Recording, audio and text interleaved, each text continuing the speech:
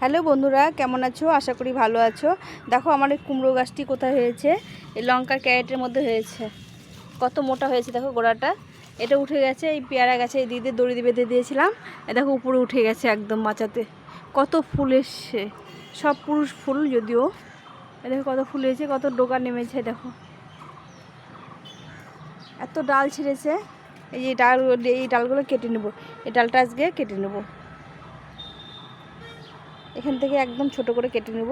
তার কত ডাল ছেড়েছে দেখো। এই ডালগুলো কেটে নেব, মাথাগুলো কেটে কেটে নেব, কচি কচি ডালগুলো কেটে নেব, তাহলে এগুলো আরও ডাল বেরোবে। এই যে এই ডালটা কেটে নেব।